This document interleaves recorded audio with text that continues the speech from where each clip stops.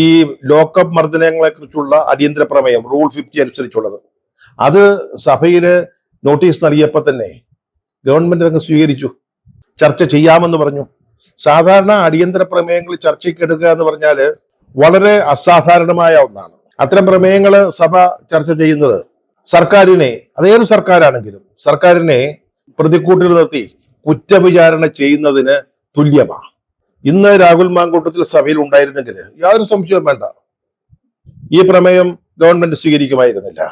രാഹുൽ മാങ്കൂട്ടത്തിലിന്റെ പേര് പറഞ്ഞ് ഭരണപക്ഷവും ഇപ്പുറത്ത് ലോക്കപ്പ് മർദ്ദനങ്ങളുടെയും മുകേഷിന്റെയും മറ്റും സാന്നിധ്യം പറഞ്ഞ് പ്രതിപക്ഷവും തമ്മിലടിച്ച് ഇന്നത്തെ സമ്മേളനം പിരിയുമായിരുന്നു, അലമ്പായി തീരുമായിരുന്നു.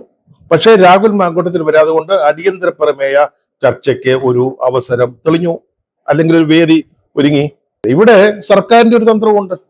രാഹുൽ മാങ്കൂട്ടത്തിൽ ഈ സമ്മേളനത്തിൽ വന്നാലും വന്നില്ലെങ്കിലും ഭരണപക്ഷം ഈ സമ്മേളനത്തിൽ ഉന്നയിക്കുന്ന വളരെ പ്രധാനപ്പെട്ട, പ്രതിപക്ഷത്തെ അടിക്കാൻ ഉപയോഗിക്കുന്ന ഒരു മൂർച്ചയുള്ള ഒരു ആയുധം തന്നെ ആയിരിക്കും അദ്ദേഹത്തിനെതിരായിട്ടുള്ള ആരോപണങ്ങൾ. ഇന്നിപ്പോ എന്താ, ഈ ചർച്ചയ്ക്ക് ഒരു അവസരം ഉണ്ടായതോടുകൂടി, അല്ലെങ്കിൽ ഈ സമ്മേളനം കൂടുതലായിട്ടും നിയമനിർമ്മാണത്തിന് വേണ്ടിയുള്ളതാ.